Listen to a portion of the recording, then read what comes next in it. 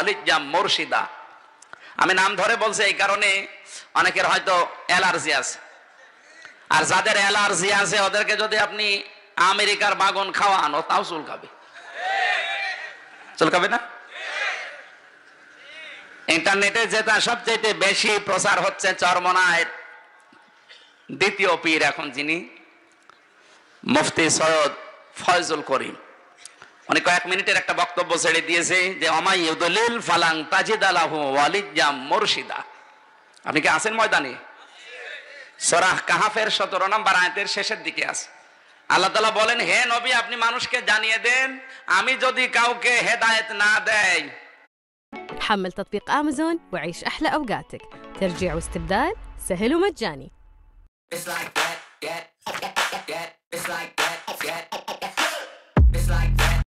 তার হেদায়েত দেওয়ার মতো পৃথিবীতে আপনি কাউকে পাবেন না।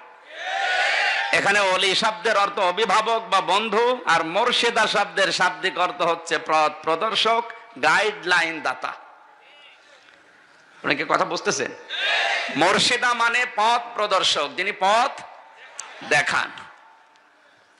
এখানে মুরশিদা শব্দের উনি অর্থ করেছেন মুরশিদা মানে পীর সাহেব, যার পীর নেই তার হেদায়েত নেই, যার পীর আছে তার হেদায়েত আছে।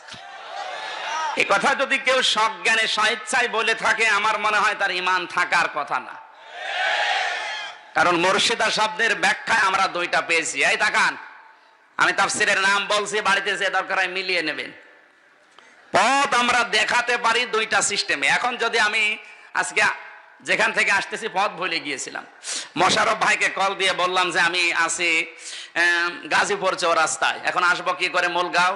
উনি যদি বলে মীরের বাজার দিয়ে, এরপরে এই পৌরসভায় প্রবেশ করেন কালীগঞ্জে, এরপরে এই জায়গা দিয়ে আসেন, পেয়ে যাবেন আমাদের মাহফিল।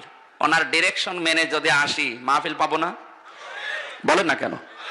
এটা একটা পথ দেখানোর সিস্টেম। যদিও কাছে নেই, 15-20 কিলো দূর থেকে উনি মোবাইলে ডিরেকশন দিয়ে আমাকে জায়গা মতো পৌঁছিয়ে, কথা বলছেন না কেন?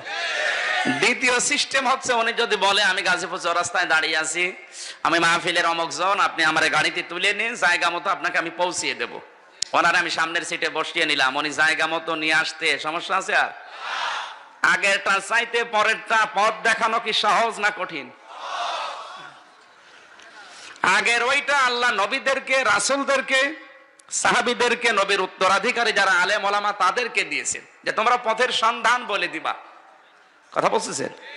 আর দ্বিতীয় যেটা সাথে করে গাড়িতে এসে জায়গা মতো পৌঁছিয়ে দেওয়া, হাত ধরে হেদায়েত দেওয়া, রাস্তা দেখানো, এটা আল্লাহ কোন নবীকে, রাসূলকে, কোন সাহাবীকে, কোন আলেমকে, কোন পীরকে দেয়নি। এটা আল্লাহ নিজের হাতে রেখে দিয়েছে।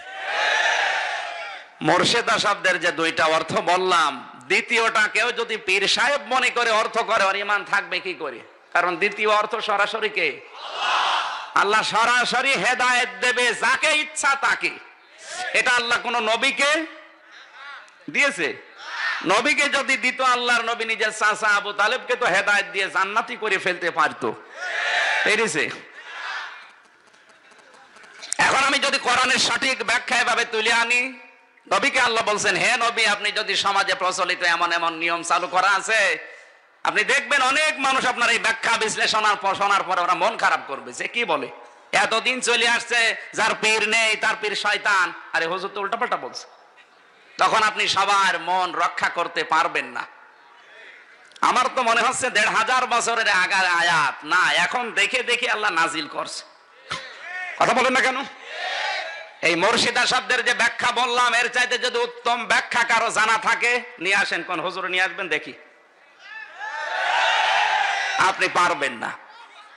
42টার উপরে দেশে এখন তাফসির আছে ইংরেজি সহ। আমি যতগুলো পড়েছি সবগুলোর ব্যাখ্যা এইটা লেখা আছে। আমার তো আর দরবার নেই যে আমার দরবার টিকানো লাগবে। আবহমান কাল থেকে অনেকের দরবার ভিত্তিক ব্যবসা আছে, এটা টিকিয়ে রাখার জন্য যে কোনো কায়দায় দরবারে লোক ভিড়ানো লাগবে। এই জন্য নবীকে আল্লাহ বলেছেন হে নবী আপনি যখন কোরআন প্রচার করতে যাবেন, কোরআনের উপস্থাপনের ধরনে কারো দিকে তাকানোর দরকার নেই। কে মন খারাপ করে, কে আপনার উপর খুশি হয় না, কোন সন্দেহ, সংশয়, ভয়, ভীতি কিচ্ছু মনের ভেতরে রাখবেন না। ওপেন কথা বলেন, আমি আসি পেছনে। আল্লাহু ইয়াসিমুকা মিনান নাস, আমি আল্লাহ আপনাকে বাঁচাবো। সুবহানাল্লাহ বলতে পারেন নাই? ইয়াহসিমু মজারে, বর্তমান ভবিষ্যৎ, প্রেজেন্ট ফিউচার। আল্লাহ কিন্তু ইয়াহসিমু আসমা দেয়নি, ইয়াহসিমু দিয়েছেন।